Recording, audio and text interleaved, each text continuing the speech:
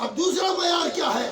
ہمیں قرآن نے یہ بتایا، ہمیں میرے مصطفیٰ کی زبان نے بتایا کہ ساری صحابی 1.25 صحابہ کو اکٹھا کر لو، 1.25 صحابہ کی اطاعت اور قربانیاں اور ان کی عزت اور انکساری کو اکٹھا کر لو، تو صاحب ایک نبی کے برابر بھی وہ صحابی نہیں ہو سکتے، ایک نبی کے برابر بھی نہیں ہو سکتے۔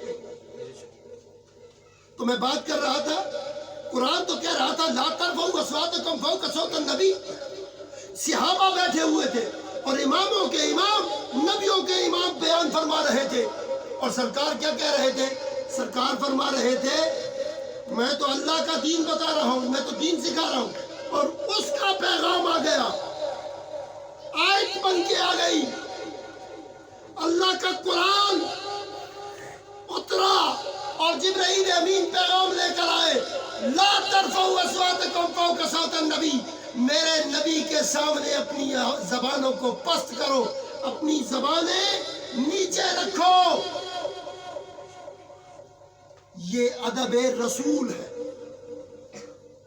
ایک جگہ پر فرمایا، قرآن کریم میں آتا ہے، رب تعالیٰ نے فرمایا لا تقدموا بین، میرے نبی اور مجھ سے، اللہ اور اس کے رسول سے آگے اپنے قدم بھی مت بڑھاؤ۔ پھر حدیث شریف میں حضور نے فرمایا لا تقدموا لا تقدموا فتہلکوا، کیا کس کا کہہ رہے؟ کہا میری اولاد سے آگے قدم مت بڑھانا، میری اولاد سے آگے قدم ہے۔ تو کس سے علم لے، کس سے تعلیم لے؟ کون ہمیں تعلیم دے گا؟ یہ قرآن نے ہمیں بتایا ہے، ہم نے علم کس سے لینا ہے؟ قرآن نے کہا اگر تم نے علم سیکھنا ہے، میں نے ایک معیار آپ کے سامنے رکھتا ہوں، آپ خود فیصلہ کر لیں۔ اللہ کے نبی بیان فرما رہے ہیں، جمعے کا دن ہے، سرکار خطبہ دے رہے ہیں، مسجد کھچا کھچ بھری ہے، مسجد نبی میں سرکار درس دے رہے ہیں، ادھر سے حضرت ابو بکر صدیق تشریف لائے اور جوتیوں میں آ کر دیکھا اندر تو جگہ نہیں ہے، تو حضور نے ارشاد فرمایا صدیق اکبر وہیں بیٹھ جا، حضرت صدیق اکبر وہیں بیٹھ گئے، جوتیوں میں بیٹھ گئے۔ صحابی تو اللہ کے حکم کا انکار نہیں کرتا، صحابی تو اللہ کے حکم کی حکم عدولی نہیں کرتا۔ صحابی کو اگر اللہ کا نبی بلائے وہ کیوں انکار کرے گا؟ پھر وہ صحابی نہیں۔ آج کے دور میں باپ بلائے اور بیٹا نہ جائے، جس کو باپ بلائے اور بیٹا نہ جائے، باپ کو غصہ آتا ہے، وہ کہتا میں اولاد، تو میری اولاد نہیں، میں تجھے طارق کرتا ہوں اپنی جائیداد سے، تو میرے بلانے میں نہیں آتا۔ اور جسے نبی بلائے اور نبی کے بلانے پر نہ جائے وہ صحابی نہیں ہو سکتا۔ اس لیے ہمیں معیار صحابیت سمجھانے والوں، ہم تم سے یہ پوچھتے ہیں، حضرت ابو بکر صدیق رضی اللہ تعالیٰ عنہ کو جب حضور نے فرمایا تھا بیٹھ جاؤ، تو ابو بکر صدیق رضی اللہ تعالیٰ عنہ جوتیوں میں بیٹھ گئے۔ ادھر امام حسین علیہ السلام مسجد میں آ گئے، رسول مصلی پہ امامت پہ، آپ مصلی امامت پہ پہلی رکعت پڑھا چکے ہیں، ابھی حضور سجدے میں گئے ہیں، سونا نواسا، پیارا نواسا، کملی والے کا نواسا مسجد نبی میں آیا، صحابہ نماز پڑھ رہے ہیں، سب صحابہ بھی سجدے میں، نبیوں کا امام بھی سجدے میں۔ اب اللہ کا حکم کیا ہے، نبی کا حکم کیا ہے، غور کرو ایمان والو۔ امام حسین سارے صحابہ کے پشت مبارک سے چڑھتے ہوئے، ان کو پھلانگتے ہوئے مصطفیٰ کی پشت پہ سوار ہو گئے۔ سنو بھائی، صحابہ اور اہل بیت میں فرق بتا رہا ہوں۔ صحابہ کو اگر مسجد میں جگہ نہ ملے تو اللہ کا نبی کہتا بیٹھ جا، اور صحابہ حکم عدولی نہیں کریں گے کیونکہ وہ صحابہ ہیں، اللہ کے نبی کا حکم ماننے والے ہیں۔ اور اہل بیت وہ ہیں کہ دوران نماز بھی اگر آ جائے تو اللہ کے نبی کی پشت پر سوار ہو جائے۔ بات یہاں ختم نہیں ہوتی، بات تھوڑی سی آگے چل کے نکلتی ہے۔ وہ کیا کہ یا اللہ عبادت تیری ہے۔ آج کے دور میں ہمارا بچہ ہمارے نماز کو آ کے ڈسٹرب کرے، نماز کو خراب کرنے کی کوشش کرے، حکم یہ ہے تھوڑا اپنے ہاتھ سے اس کو ہٹا دے، اپنے ہاتھ سے تھوڑا سا پیچھے کر دے۔ اے سونے نبی، دنیا والوں نے کہہ دیا کہ جس کا نماز میں غیر اللہ کی طرف خیال چلا جائے، نماز ٹوٹ جاتی ہے، بتا نہ کر کے مارے ہوئے، بتا کیا نبی کے ذہن میں حسین کا خیال نہ آیا تھا؟ نماز میں حسین کا خیال نہ آیا، حسین کا خیال نہ آیا، مگر حسین کو نبی نے پشت سے اتارا نہیں، نبی نے اپنے حسین کو پشت سے اتارا۔ اور شاعر نے کیا خوب بات کی ہے، شاعر کہتا ہے کہ اللہ کی طرف سے پیغام آ گیا مصطفیٰ کو کہ سجدے کی طوالت کا، سجدے کی طوالت کا غم دل میں نہ لانا۔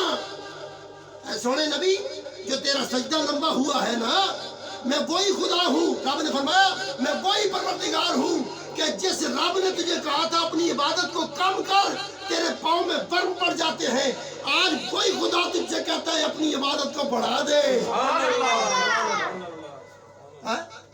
سجدے کی طوالت کا غم دل میں نہ لانا، خوشنودی خدا ہے مسرت حسین کی، یہ قیمتی موقع ہے زمانے کو بتا دو، سجدوں سے قیمتی ہے مودت حسین کی۔ مصطفیٰ کی عبادت، اللہ کے نبی کا سجدہ، یار اگر قیام ہوتا تو بات اور تھی، قرات ہوتی بات اور تھی، رکوع ہوتا بات اور تھی، سجدے کی بات ہو رہی ہے، سجدے کی، اور سجدہ حاصل ہے پوری نماز میں، اور تیرا اور میرا سجدہ بھی نہیں ہے، یہ نبیوں کے امام کا سجدہ ہے۔ حسن کی بات کرو تو شیعہ، حسین کی بات کرو تو شیعہ، سیدہ زہرا کی بات کرو تو شیعہ، اور بھائی صاحب فتوے رکھو اپنے قول، سانو دس گیا قرآن کدی یاد کرنی کدی نہیں کرنی۔ تو اللہ کے نبی کا کوئی ہو سکتا ہے جو اللہ کے نبی سے، اللہ کے نبی کی اولاد سے پیار کرنے والا ہو، اور پیار قرآن نے محبت نہیں مانگی۔ بڑے بڑے علماء ممبروں پہ چڑھ کے اونچی اونچی برملا طور پہ تقریریں کر کے کہہ رہے ہوتے ہیں حسین سے محبت کرو، حسن سے محبت کرو، زہرا سے محبت کرو، اور علی سے محبت کرو، نبی سے محبت کرو۔ عقل والو، تم سے رب نے اپنے نبی کے خاندان کی اور نبی کی محبت نہیں مانگی، فرمایا قُل لَا أَسْأَلُكُمْ عَلَيْهِ أَجْرًا إِلَّا الْمَوَدَّةَ فِي الْقُرْبَىٰ۔ رب نے فرمایا ہے میں نے اپنے نبی اور ان کے خاندان کی محبت نہیں مانگی، مودت مانگی ہے۔ مودت کیا ہے؟ تھوڑا سا آسان کر دوں، مودت کہتے ہیں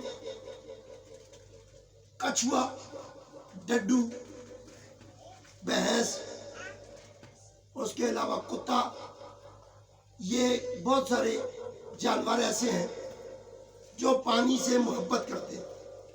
محبت کیا ہے کہ اس کے بغیر بھی رہا جا سکتا ہے، اس کے بغیر بھی رہا جا سکتا ہے، یعنی کہ وہ خشکی میں بھی رہتے ہیں اور پانی میں بھی رہ سکتے ہیں۔ اتنا وہ گرویدہ نہیں ہے کہ پانی کے بغیر وہ رہ نہیں سکتے، وہ پانی کے بغیر بھی رہ سکتے ہیں۔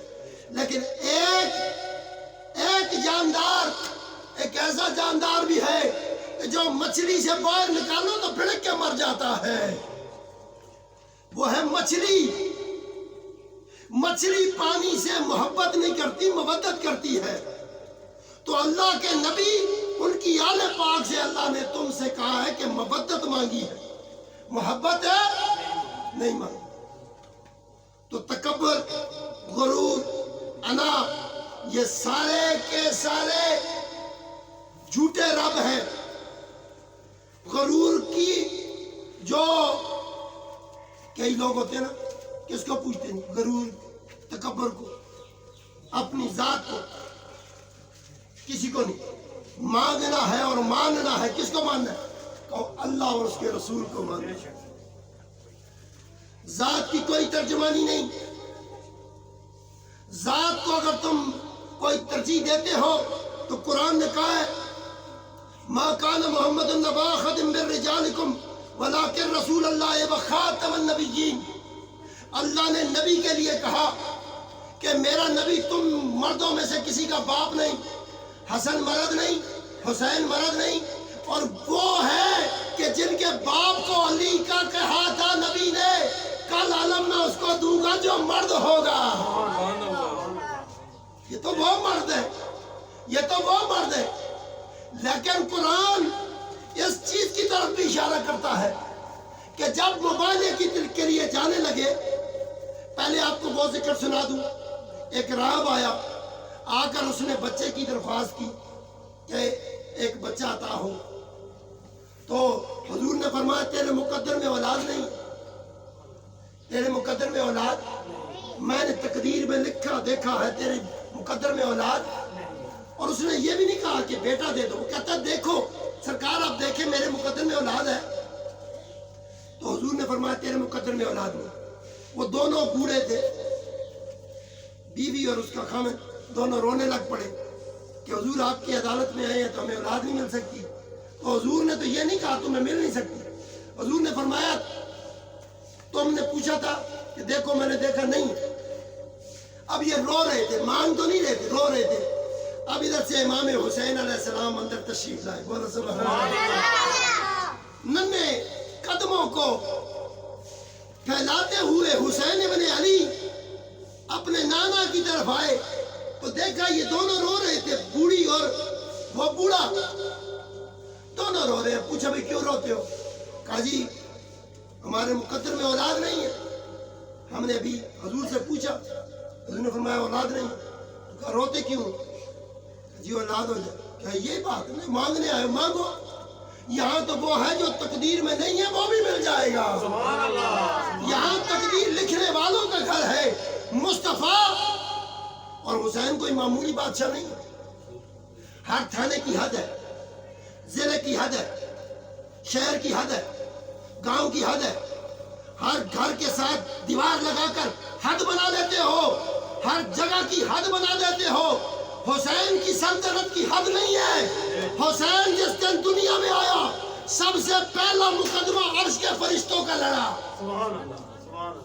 ایک فطرس نامی فرشتہ جس کے پر سلب کر لیے گئے تھے، حسین ابن علی نے پوچھا بھائی آج 70,000 ملائکہ اما زہرا کے گھر خوشی منانے آئے کہ امام حسین علیہ السلام دنیا میں جلوہ گر ہوئے ہیں۔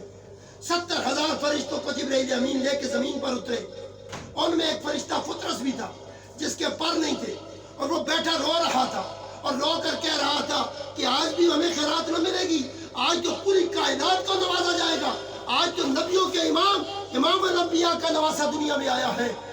تو کیا ہوا؟ سرکار مدینہ، سرور قلب و سینہ، مطر پسینہ، غیب کی حقیقتوں کو سمجھنے والے، آپ نے پوچھا بتا جبرائیل کیا ہوا اسے؟ کہا سرکار اللہ نے اس کے پر لے لیے ہیں۔ تو رب کے محبوب نے فرمایا تو جبرائیل دیر کس بات کی ہے؟ اٹھاؤ فطرس کو، اٹھا کر امام حسین کے جھولے سے مس کر دے۔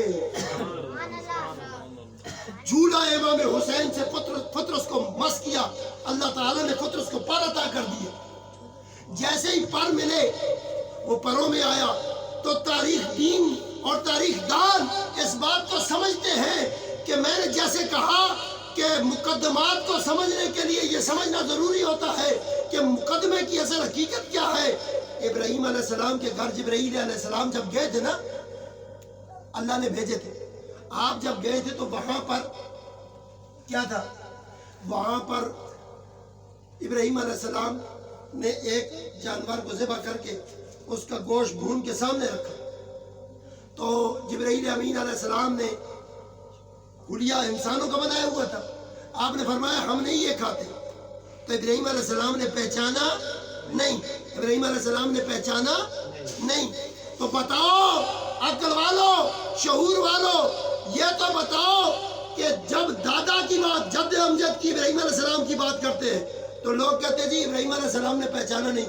پھر وہی فرشتہ جبرائیل امین جنت سے جب سیدہ زہرا نے کہہ دیا تھا، عید کا دن تھا، حسن و حسین نے کہا اماں جی بڑے بڑے ادھر کے بادشاہ ہیں، بڑے بڑے رئیس ہیں، سردار ہیں، ان کی تو سواریاں بھی ہیں، ان کے تو نئے جوڑے بھی ہیں، ہم امام الانبیاء کے نواسے ہو کر ہمارے جوڑے نہیں۔ تو سیدہ زہرا نے کہہ دیا تھا بیٹا، بچوں کو سمجھانے کے لیے مائیں کہہ دیتی ہیں نا، تو انہوں نے کہہ دیا تھا بیٹا تو آڈے جوڑے درزی نو سین واسطے دیتے ہیں۔ ادھر سے رب کی بارگاہ میں وہ آواز سن لی زہرا کی، کہا جبرائیل دیر نہ کر، جنت سے ایک سرخ جوڑا ایک پیلا جوڑا لے جا۔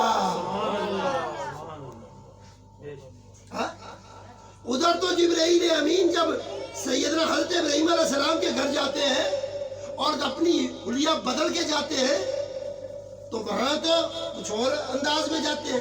بی بی مریم کے پاس آتے ہیں تو اپنا نبی بتاتے ہیں, نام بدل کے بتاتے ہیں. تو یہاں تو سیدہ زہرا کے گھر آ رہے ہیں.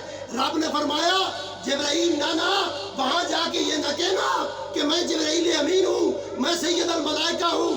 آپ نے جا کر یہ کہنا ہے انا خیرات الحسنین, میں حسنین کا درزی ہوں. یار کیا کریں, ہماری غلطی تو کوئی نہیں ہے نا. ہم نے تو تاریخ پڑھی ہے, ہم نے قرآن کو پڑھا ہے, ہم نے احادیث کو پڑھا ہے, اور خود تو پڑھا بھی نہیں ہے نا. ہم خود کیوں پڑھے, ہمیں پڑھنے کی عادت بھی نہیں ہے. یار جیسے شراب منع ہے نا, منع ہے. آج کے زمانے میں بھی شراب جو لوگ پیتے ہیں منع ہے, اور خدا قرآن میں کہتا ہے کہ میں تم کو شراب پلاؤں گا جنت میں. بولو بھائی سبحان اللہ. فرق صرف اتنا ہے, شرابن طہورا اور شرابن زنجبیلا. تم جو شراب بناتے ہو تمہیں اس لیے منع ہے, تمہیں شراب بنانے کا طریقہ نہیں آتا. تم جو شراب بناتے ہو اس سے تمہارا دماغ خراب ہو جاتا ہے. لیکن اللہ جو تمہیں جنت میں شراب پلائے گا, تمہارا دماغ خراب بھی ہوا تو ٹھیک ہو جائے گا.